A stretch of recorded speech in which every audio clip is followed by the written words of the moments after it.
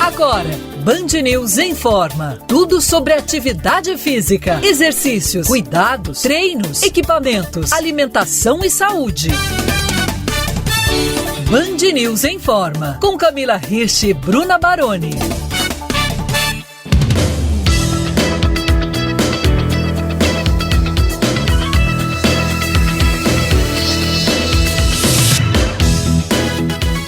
Mandou você gostar dessa mulher de fases? Uma hora complicada, outra hora perfeitinha. Mas sinceramente, entre nós mulheres, quando é que a gente não tá passando por uma fase? Isso tem uma explicação. Hormônios. Os hormônios regulam as fases da vida de toda mulher. E é difícil o outro entender sem sentir.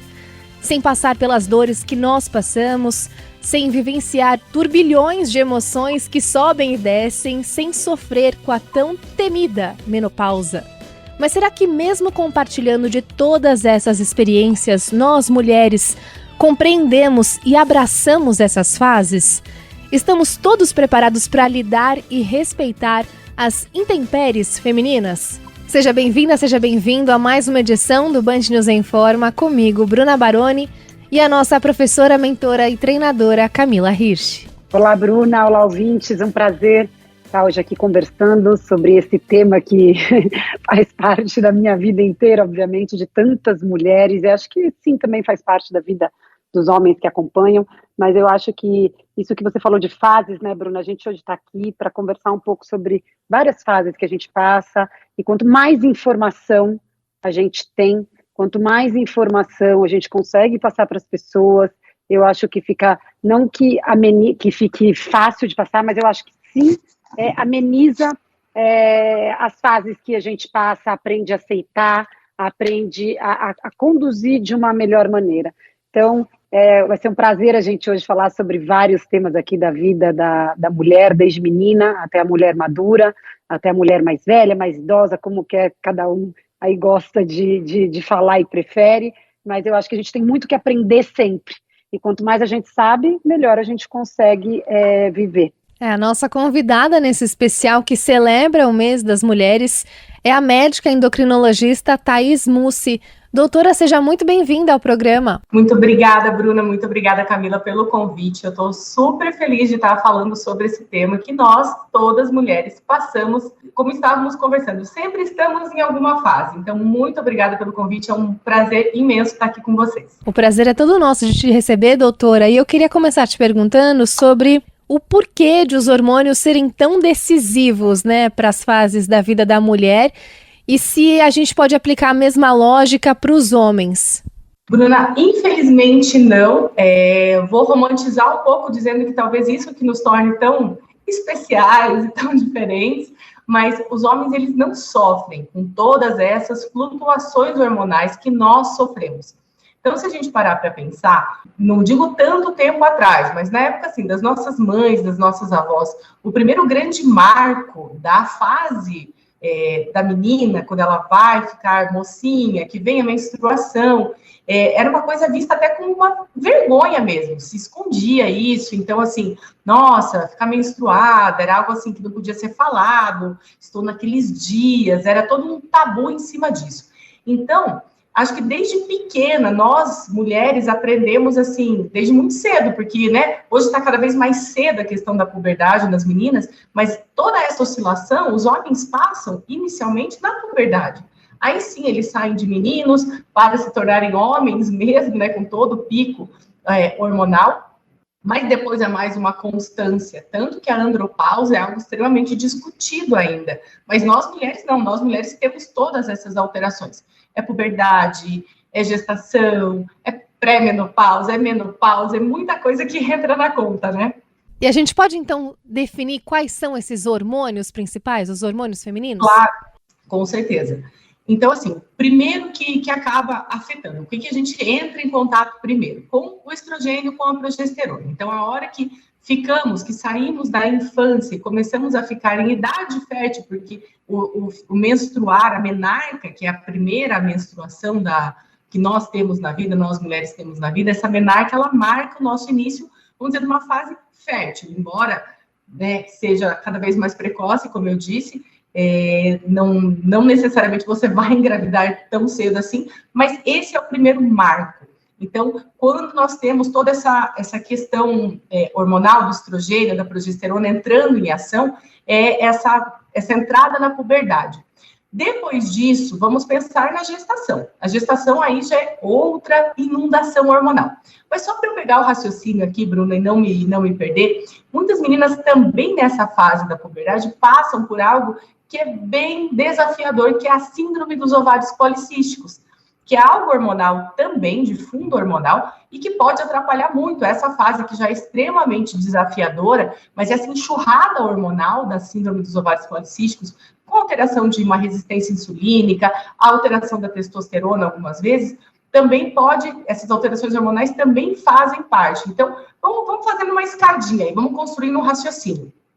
Puberdade, com uma possível síndrome dos ovários policísticos. Depois a gente pensa na gestação, e aí a gestação, a gente tem no início da gestação a predominância de um hormônio, para manter a gestação também é toda essa questão hormonal, mas vamos lembrar de algo pouco falado, mas que é muito comum quando a gente olha mais de perto, que é o pós-parto mesmo, porque você imagina que existia aquela enxurrada hormonal, estava inundada hormonalmente falando, e a hora que acontece o parto, muitas vezes essa queda brusca pode provocar a depressão pós-parto, é um puerpério mais difícil, então isso também tem a ver com hormônios. E se a gente for seguir nessa linha fisiológica, uma gestação, 2, 3 ou às vezes até a infertilidade, que também é algo muito comum nos dias de hoje, porque nós mulheres estamos optando cada vez mais por ter filhos mais tarde, e aí entra uma endometriose, que também é uma alteração hormonal, entra toda a questão da infertilidade, de óvulos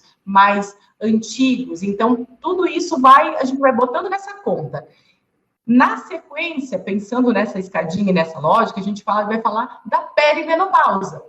A perimenopausa, muitas vezes, acaba acontecendo 4 a 6 anos antes da menopausa em si. Então, aquela menopausa floreada, do calorão, da mulher com o leque na mão, não necessariamente acontece assim, do dia para a noite virou a chave. Existe uma adaptação. O primeiro hormônio que acaba caindo nessa fase é a progesterona. Com a queda da progesterona, acontece uma insônia entre 2, 3 da manhã, às vezes um calorão no pé, uma irritabilidade, a memória já não fica tão boa assim. E depois, finalmente, aí sim a gente está falando da questão da menopausa, que aí a queda maior do estrogênio, como a queda de progesterona, testosterona, que em algumas mulheres, porque isso é extremamente variável, também pode ter essa queda. Então, assim, para te resumir de forma muito rápida, seriam essas todas as fases hormonais com esses hormônios que seriam os protagonistas dessas etapas. Doutora, mas a gente voltando um pouquinho para o começo aí das nossas fases, né? Quando a gente fala da puberdade e a primeira menstruação, existe uma variação aí muito grande dessa primeira até realmente entrar num ritmo que a pessoa aprenda a lidar? Camila, a tua pergunta foi ótima, porque é justamente isso. O nosso corpo, ele tem sim essa fase de adaptação, que é justamente isso que você falou, assim, eu me conhecer, eu entender como que funciona, eu saber que daqui para frente vai ficar desse jeito. Então, os 2, 3 primeiros anos após a primeira menstruação, tem toda essa irregularidade, que aí sim, não é um ciclo certinho, às vezes começa a ter cólica, às vezes não tem. Nossa, quando eu menstruei eu não tinha cólica, daí 4 anos depois você tá lá morrendo de cólica. Então, os 2 primeiros anos, em média, eles servem para fazer esse padrão de como que a coisa vai acontecer dali para frente, como que vai ser minha TPM, como que eu reajo, como que meu corpo vai ficar formado, como que é a questão do meu quadril, de mama e tudo mais. Então, esses 2 primeiros anos, pós a primeira menstruação, pós-menarca, é esse tempo de adaptação, sim.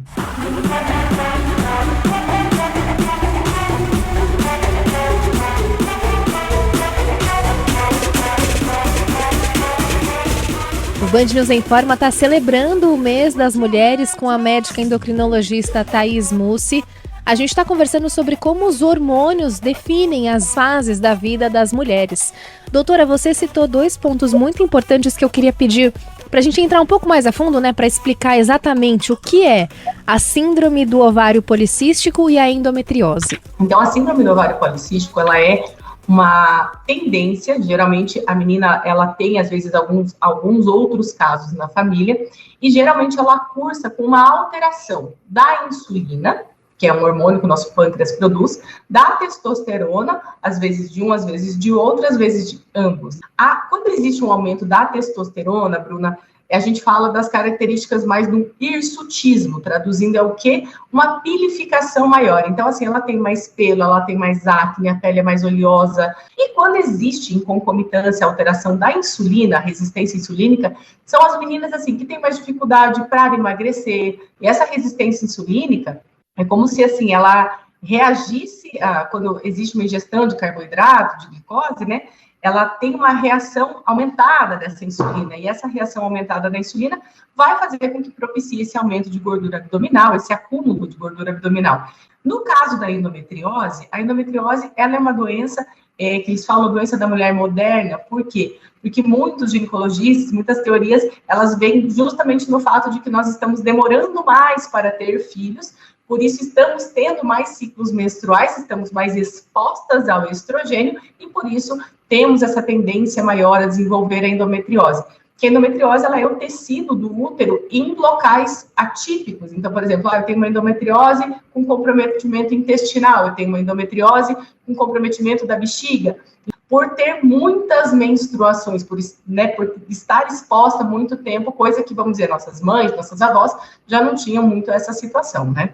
A maioria delas, pelo menos. Doutora, e tem alguma medicação, algum tratamento para amenizar a síndrome do ovário policístico e a endometriose? Evitar alimentos ultraprocessados é um primeiro passo, porque ele pode te inflamar mais.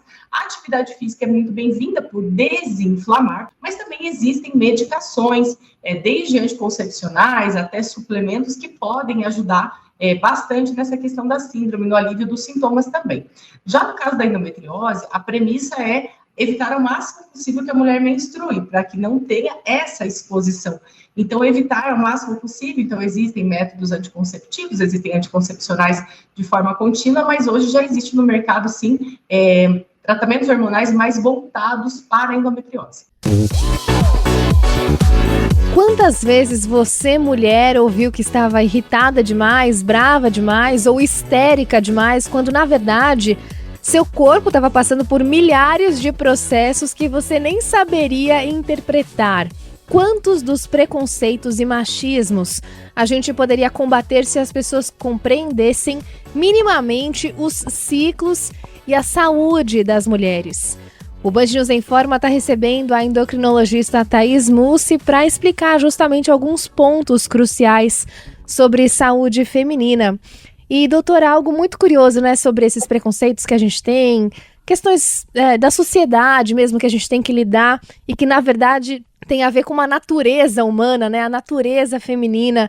A gente ter, por exemplo, vergonha de pedir um absorvente ou ficar intimidada de falar sobre TPM no ambiente de trabalho.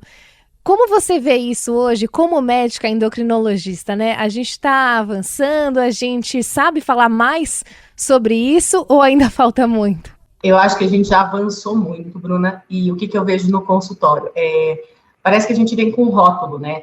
Tá irritada, tá naqueles dias.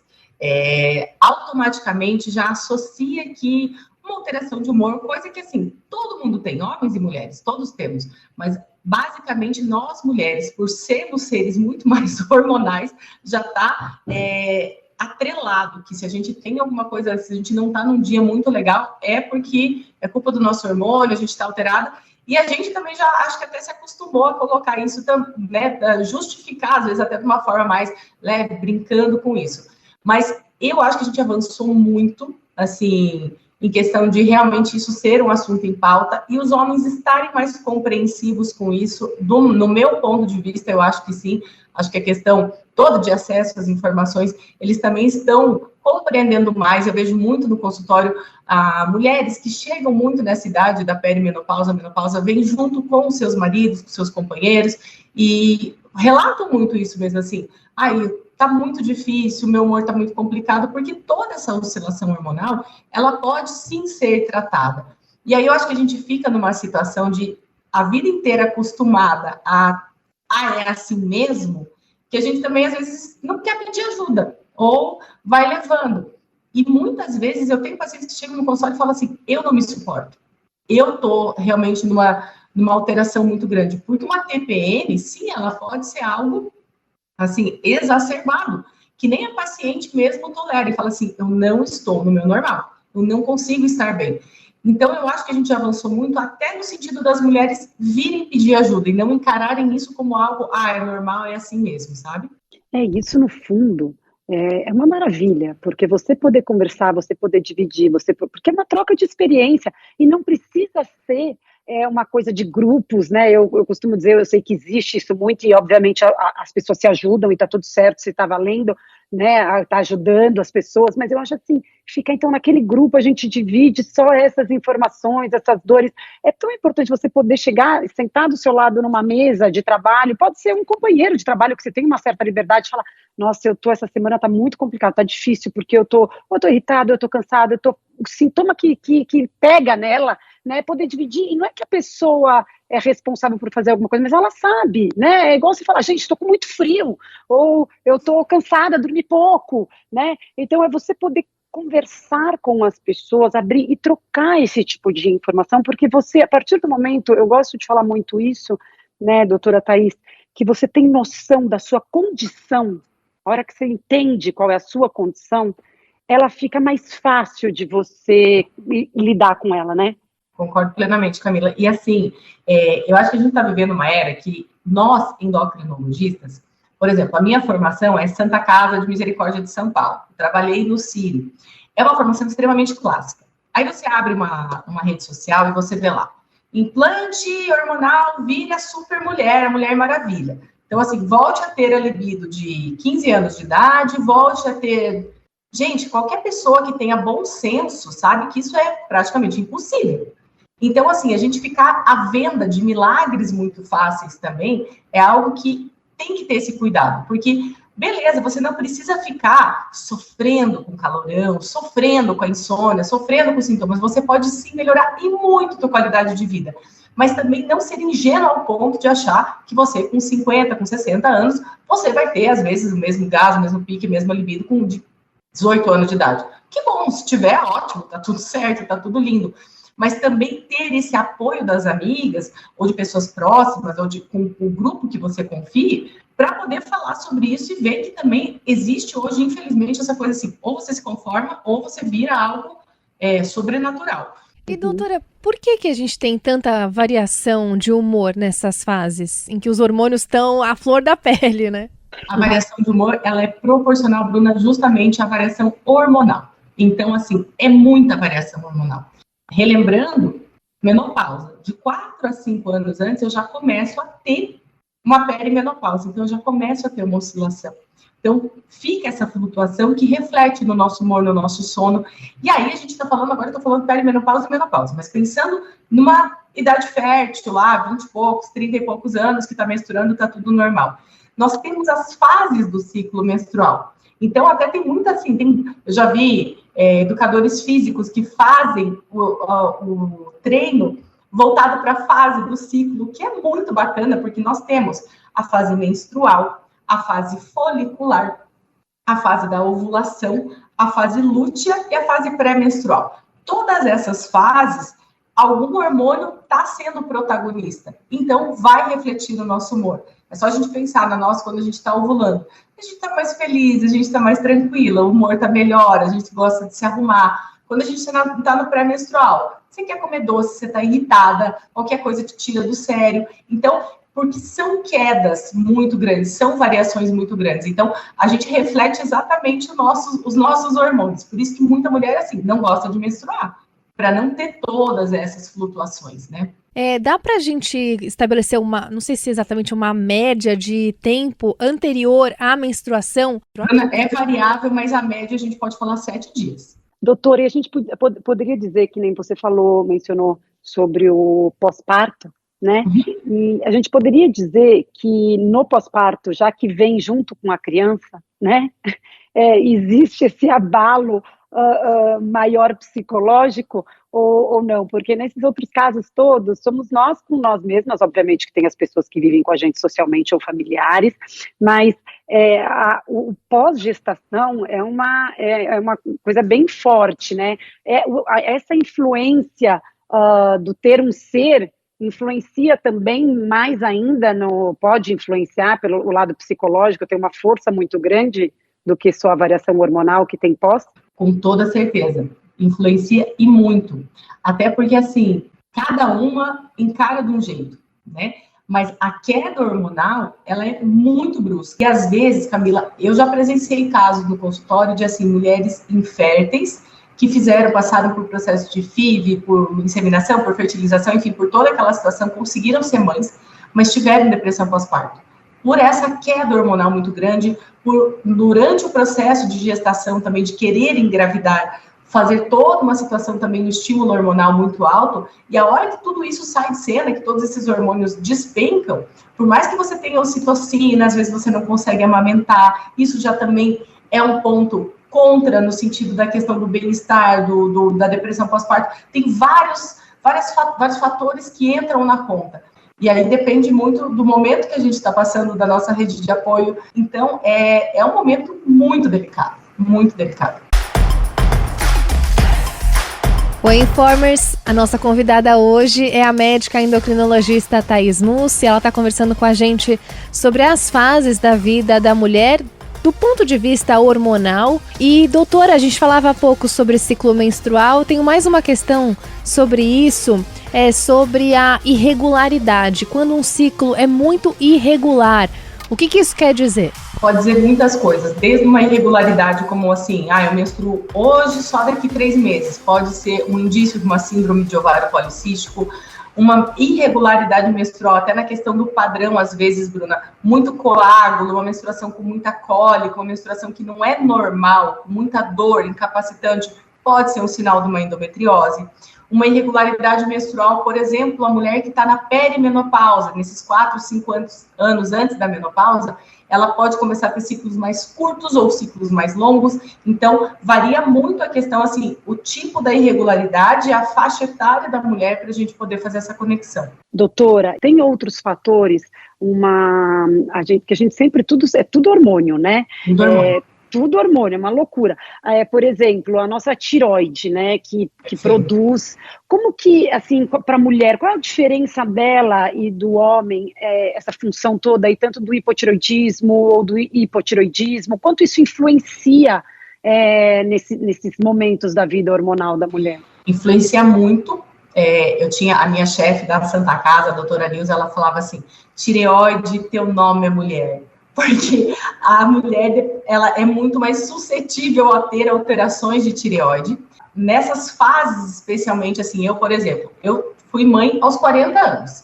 Eu tive infertilidade, eu tive endometriose, eu passei por processo de tentar engravidar e a minha tireoide alterou na gestação. Hoje a minha tireoide é normal, mas realmente essas fases, puberdade, gravidez, às vezes até a entrada na menopausa, podem ser fases que sim desencadeiam, porque a alteração da tireoide, ela vai refletir em praticamente todo o nosso corpo. Uma tireoide que não funciona tão bem, que é um hipotireoidismo, deixa tudo muito mais lento, mais moroso, mais devagar, até uma alteração e uma irregularidade menstrual, Bruna, como uma tireoide mais acelerada, um hipertireoidismo, também vai me deixar mais, às vezes, brava, irritada, com uma menstruação mais abundante também. Então, isso sim, a tireoide também acaba refletindo no nosso humor e também no nosso ciclo menstrual.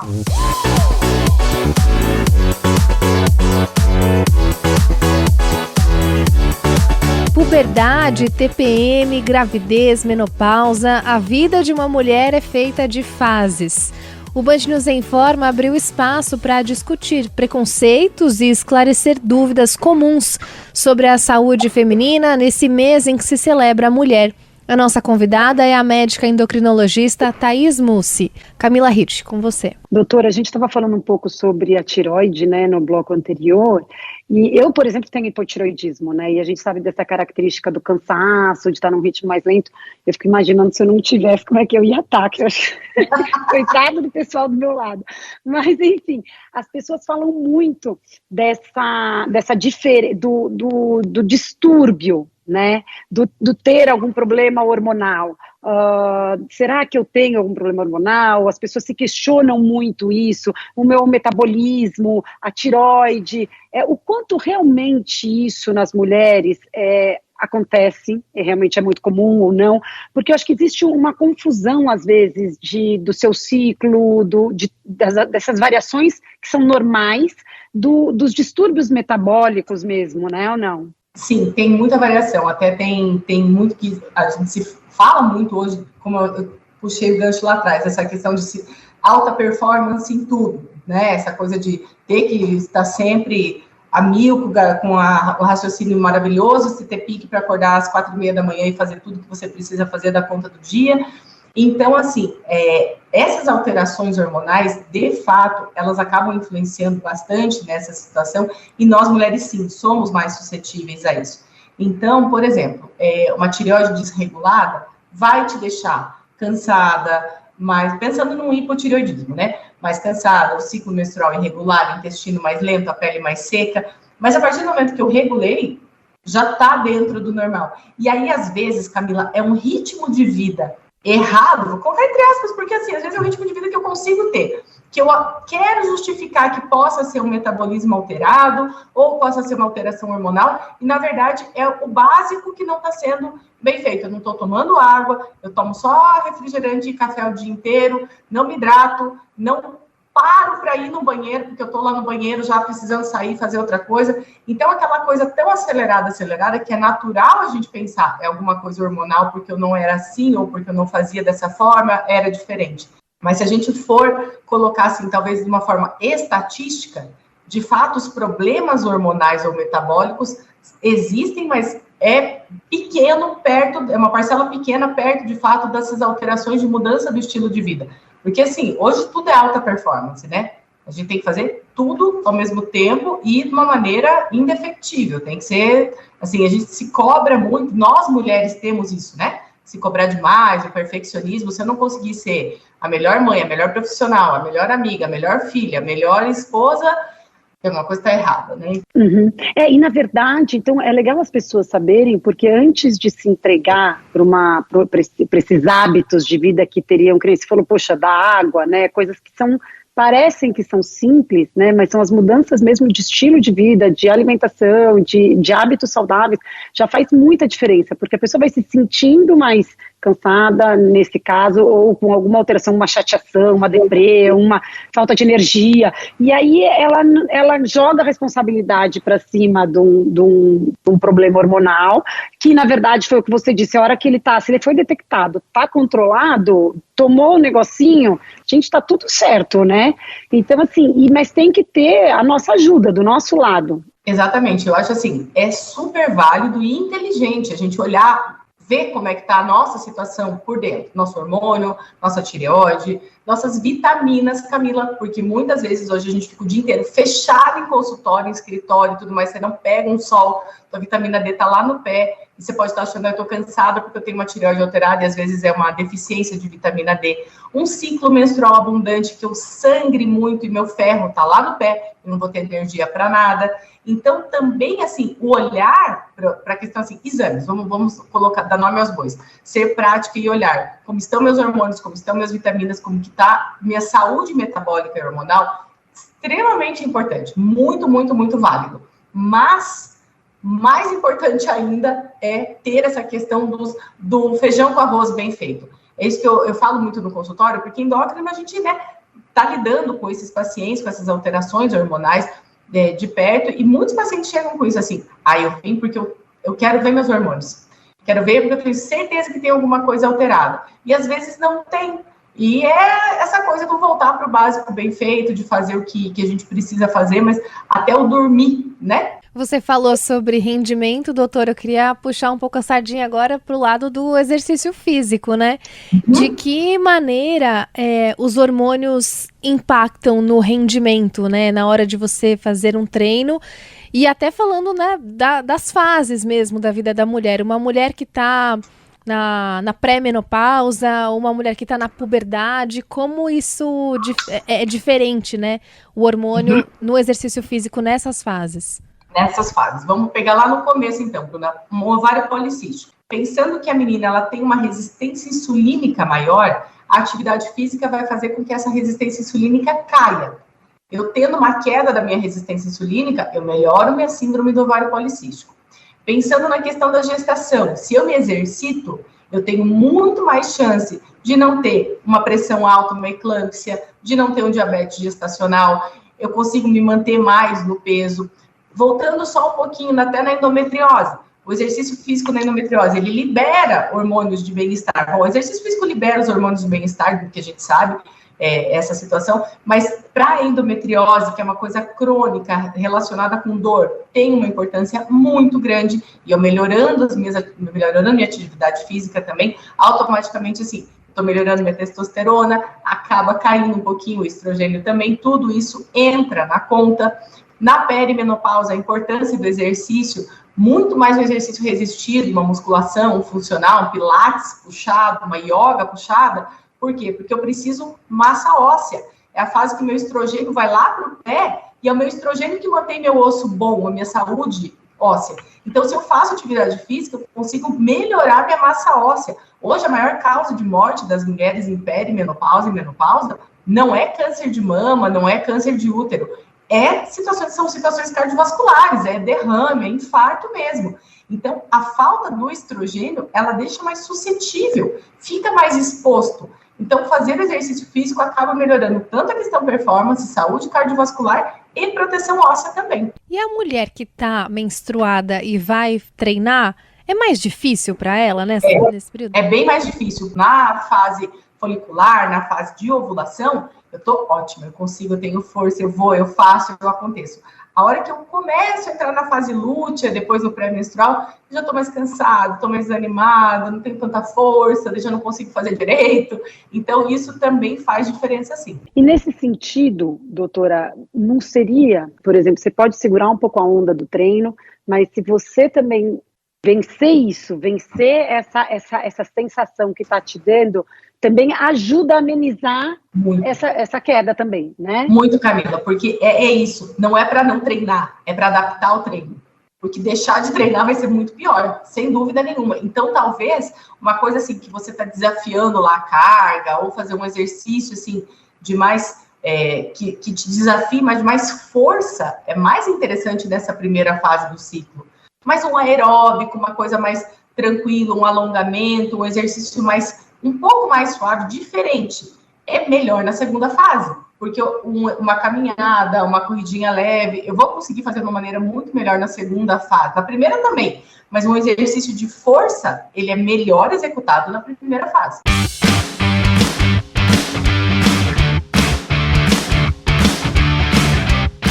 O Band News em Forma vai chegando ao fim. Hoje a gente teve um especial para celebrar o mês das mulheres. A gente falou aqui sobre as fases da vida da mulher, falamos muito sobre hormônios. A nossa convidada é a médica endocrinologista Thaís Mussi. Camila, foi uma aula aqui para a gente se conhecer mais, né? Umas para lembrar o que já passou, outras para o que espera na vida, né? Que vai chegar, se Deus quiser. Mas eu acho que é importante a gente, né, doutora, entender e aceitar as fases. Por isso que é importante você conhecer, ter o conhecimento, ajudar quem está do teu lado, aceitar a fase que teu corpo está e não esperar dele coisa que ele não pode te dar. É verdade, assim, eu gosto muito dessa questão do autoconhecimento, eu invisto muito nisso em mim, e eu tenho aula de meditação e mindful, e a minha instrutora, ela é super novinha, e ela fala muito isso, quando a gente olha com essa autocompaixão, não é um conformismo, é muito mais assim, ok, eu estou aqui menstruada, com cólica, não tenho vontade nenhuma de sair desse sofá, mas vai me fazer bem. fazer uma caminhada vai me fazer bem. Então, essa que é a diferença do conformismo, de aceitar, no sentido de aceitar e se conformar, mas um aceitar que eu não estou bem, que eu não estou num dia talvez tão legal, mas agir. Porque nós temos todas essas variações. Pode ser variação de tireoide, pode ser variação de ferro. Então, por exemplo, se eu tenho um ciclo abundante que eu sangro lá 7 dias, 10 dias, eu vou ter um nível de ferro mais baixo, eu vou estar mais sem pique, sem energia, como eu falo, um carro sem combustível, uma vitamina D baixa, uma vitamina B12 baixa. Hoje, muitas mulheres optam, mulheres e homens, mas a gente está falando de mulher, assim, não comer carne vermelha. A gente sabe que a nossa fonte de vitamina B12 é carne vermelha, então como que eu posso olhar para isso, suplementar? Tudo isso entra na conta. A gente não precisa ficar sofrendo. Graças a Deus, hoje a gente tem muita coisa boa, a gente evoluiu muito, então cada um sabe aonde aperta o sapato. E é aquilo, opa, tá menos apertado, já tô num lugar melhor. Legal demais, quero agradecer muito a participação e os esclarecimentos da médica endocrinologista Thaís Mussi nesse especial de Mês das Mulheres. Doutora, muito obrigada, viu? Até a próxima. Obrigada, doutora. Obrigada, gente.